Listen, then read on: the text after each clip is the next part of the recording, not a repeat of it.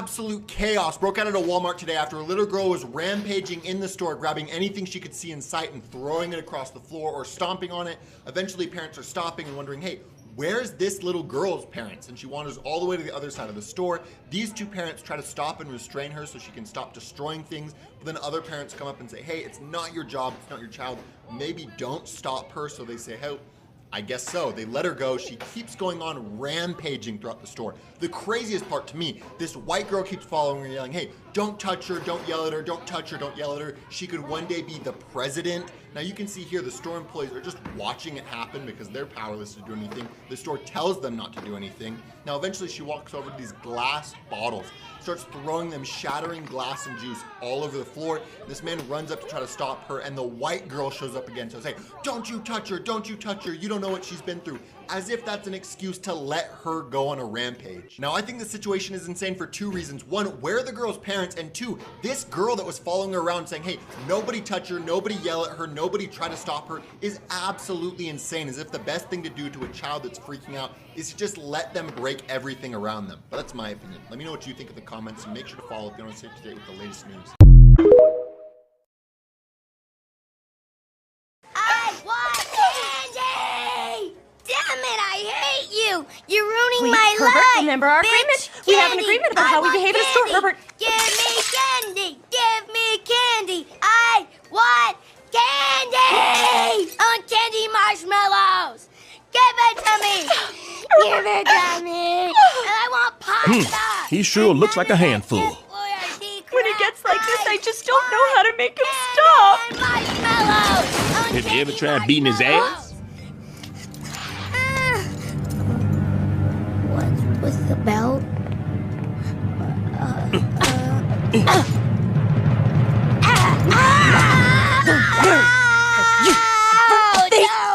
You must have lost your goddamn mind. I guess I just hate to see a child go unbeaten. I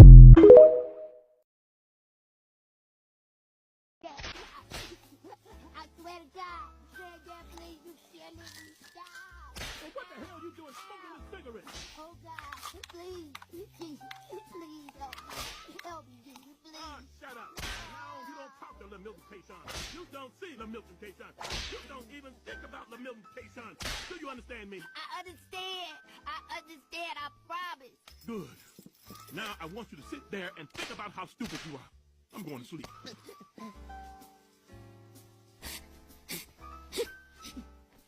That ain't hurt. Alright, call Allah Yumla Yahweh, Ba'ashem, Yahweh Shai, Ba'ashem Rakah Kodash. And double honors to the elders and apostles who do well, taught us his truth and peace and salutation. Shalom to the hopeful election. We're going to get right into it. As you've seen the video, you know, with the little badass kids, right? There's a lot of little gremlins walking around here, man. And why is that? Because there's not a balance in the household. You know, when you take the father out the household, you know, you let the government raise the children. You can't whoop your kids.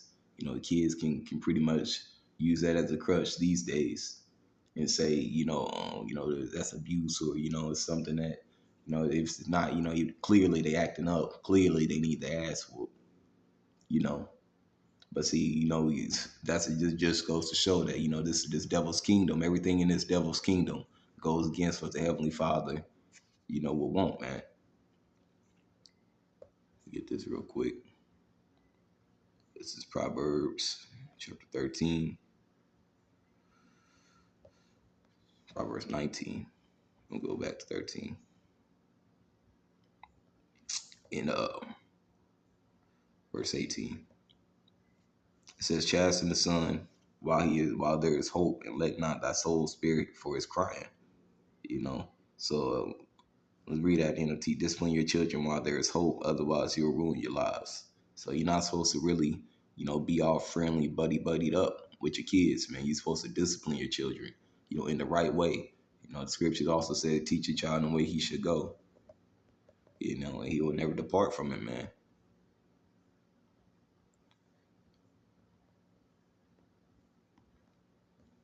Let's see. Let's get it real quick, man. I got time for this shit. Doing this.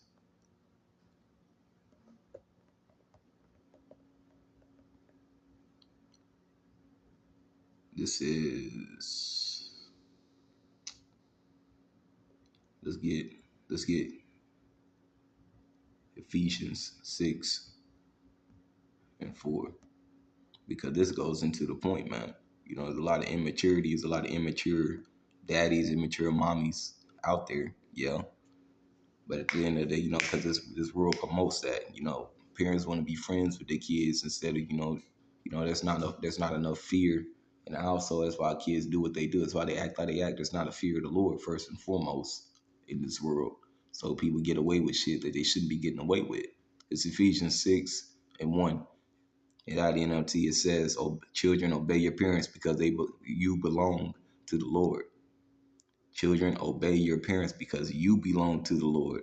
For this is the right thing to do. Honor your father and your mother. It said this is the commandment with the promise. And you don't see a lot of children honoring the father and mother. You don't see them honoring elders, period. You see a lot of disrespect these days. And that's why I get on these little gremlins like I do. You know, these badass little munchkins. You seen the video with the Boondocks, how shit changed once he got a little tap of that fucking belt. You know, that's how it should be. You know, and that needs to come back. That needs to be in a society. You know, these little motherfuckers is out of control, man. Verse 3, it says, "If you honor your father and your mother, things will go well for you. If you don't, it's not going to go well for you. Obviously, right? You went against the instruction. You know, you go against it's like when we go against the Lord's instruction. When you go against, your father and your mother, however you want to put it. You know, some brothers do need cancer. You got spiritual fathers and mothers. When you go against, what they're telling you to do. But then again, it's the maturity on their end too. You know, it talks about the masters, how they're supposed to, obey and pretty much serve as well. But if they're doing that and they lead you to this truth and they raise you up the right way, you ought to show some goddamn respect, right? But see, at the end of the day, this is for the elect, man, and you will have a long life on the earth. Verse 4 says, "Fathers, don't provoke your children to anger by the way you treat them. Rather bring them up with discipline and instruction that comes from the Lord." Let's get this real quick. Gets out of KJV. It says, "And fathers, provoke not your children to wrath, but bring them up in nurture and admonition of the Lord," man.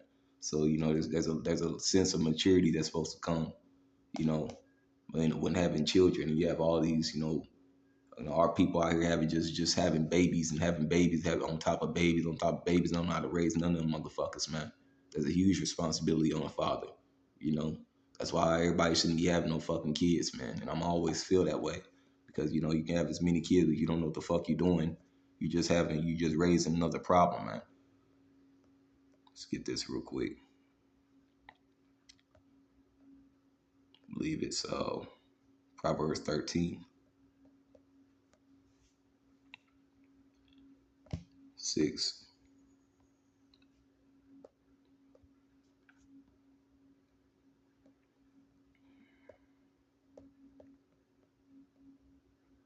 I don't know why the shit cut off. Like I said, this dumbass fucking computer. But continue on Proverbs 13:24. It says, "He that spareth his rod hateth his son." It says, "But he that loveth him chastens him be times." So there's a lot of there's a sense of you should desire discipline. You should desire to be correct. You should desire these things, man. I mean, obviously, there's a balance to it, right?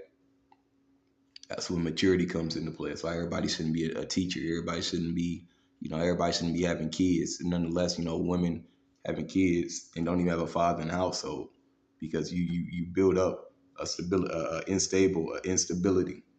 So like you build up a child who has an unstable heart. Because you have an unstable heart. A lot of you women are unstable, man, whether you want to admit it or not, especially when you're trying to do it on your own. You're unstable, man. You're raising them off the philosophy of the serpent. And they're going to end up either destroying themselves or destroying somebody else or becoming another version, of you. All this, which is, prideful, arrogant, and pretty much miss the mark on what the Lord will want, man. So at the end of the day, you need to, this is one of the things you have to understand what you're a part of. Or you have to, or those that are coming back to understand it. If you right about now, I wouldn't be having no children. But at the end of the day, if you have children, that's a huge responsibility. It's not something to just play with. No, you have to train their mind in the right way. You have to discipline your children. You have to love your children. You have to nurture your children. There's balance to it. The mother nourishes and feeds the children with love and teaches them young.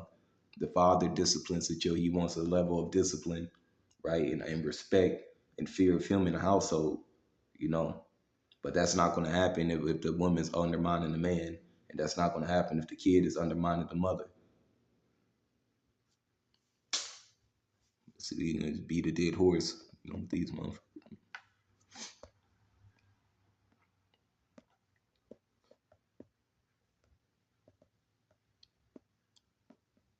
And that's why, you know, they figure out, a lot of E's starting to figure out, you know, you pretty much played yourself with this system, man. You played yourself in trying to, you know, overexert your talent, you know, trying to shit on the man, right? Get him out the household. And now your kids are shitting on you. That's just another curse from the Lord. Let's see. Let's get this last person, and I'm going to end it, man.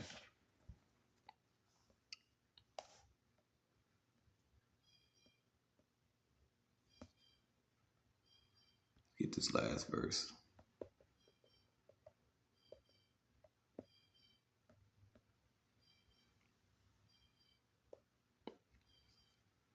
This is Sirach. It's Sirach 11 and 26. It says, "For it is an easy thing to the Lord in the day of death to reward a man according to his ways." It says, "Judge," he said, "the affliction of honor of an hour maketh a man forget pleasure." You know, if you know you go through one little thing, or you know, you might have had a great 1,000 different blessings from the Lord that we get every day. You go through one thing, that's just enough for you to say, you know, just pretty much turn your back on the Lord. That's pretty spoiled rotten, and that's an entitlement attitude. That's something that's rooted in our nation. You know, it got to be weeded out. That entitled, you know, kind of bitch assness attitude that we see amongst the people. You know, it's going to get weeded out. You know, but it's a lot of disorder. It says in his end, it says his deeds shall be discovered. Verse 28 says, "Judge none before his death, for a man shall be known to his children." Right? Because guess what? Somebody gonna have to come back and pay that judgment for the sins that you have done. You know, or and if you haven't set up a foundation for your children to follow, they're gonna go astray. As I says, teach a child, you know, train up a child in the way it should go, and she or he should never depart from it, man. And they will never depart from it, because if you train a child in the ways of this devil, they're going to end up and they're taking the wide road. They're going to end up taking all different sorts of routes just to try to find themselves, to try to find the truth. You're supposed to build that foundation and then what's in you, you know, because the Lord gave you a spirit to train the children, to raise your children, right? To understand discipline, to understand the foundation that you want in the household. So whenever they do go out there in the world, they know what to look out for and they know how to act. Because there's devils around. These devils is pretty much trigger happy, man. They trigger happy. I'll show you a video yesterday. They trigger happy. You know, they're angry. They spoil rotten. You know, it's Esau Edom, man. Anyways, let's continue on. I want to get off. It says, verse 29, it says, "Bring not every man into thine house, for the deceitful man have many trains."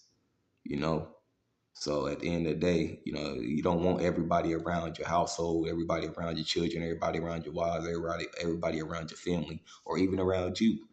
You know, because at the end, you know, people have agendas, man. You know, but that's why you're supposed to, you know, have discernment to watch out for these things. You know, you're supposed to and see all these different snares, not even just outside, but see your children, you know, they get into the internet, they use iPads, you know, they use your phones, you know, it's a technological world. You know, they're picking up things subliminally that you can't probably won't even notice. Those subliminal messages are really, there's a lot of evil cartoons out here. I'm just, you know, say that off the record, but, you know, there's a lot of, you know, cartoons and, you know, these different revenues that teach kids pretty much to go against their parents.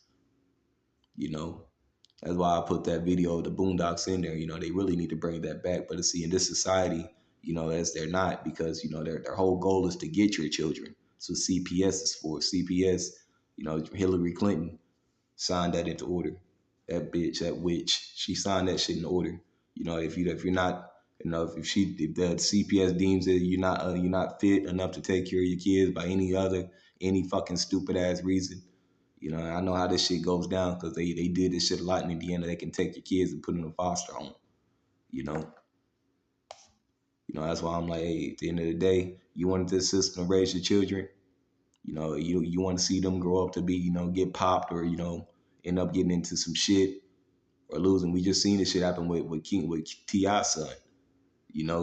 He should have listened to his dad. But see, at the end of the day, when you coddle children like that, you pretty much you're around like a Ti is different. Tip is different. His work, is who's around. The type of shit that he deals with. You don't want all of that shit around your kids because they're going to get intrigued by that. They're going to want to be like you. Right. So even though they want to be like you, that doesn't mean that they're going to be like you. They're not going to be able to do the things that you did to get to the position that you're in. You're supposed to, push them, pull them away from that, But at the end of the day, some learn the hard way, man. When words can't, what do they always say, GMS? The elder apostle of the bar, he says, when words can't teach, adversity will, man. You don't want the adversity, the adversities to come from this devil having to teach your child how to get in line, because then you're gonna end up becoming a monster, man. So I mean that right there, it was just a real quick one. It's just put some things together and thought that just go ahead and get into that for edification, in order. You have the Heavenly Father, you have the Yahweh Shah, you have the man which we obey and listen to Yahweh Shah, and then you have the women obey and listen to her husband. Then you have the children obey and listen to their mother. Let's see that's all coming back, man, because everything is out of order. Everything is fucked up, and judgment is on the way. So I just thought I'd just get into that, start really, really disciplining your household. So call Allah Yahweh, Ba'ashem, Yahushua, Ba'ashem Rakah, Kodash, and double honors to the elders and apostles, GMS do well, and shalom to all for elect.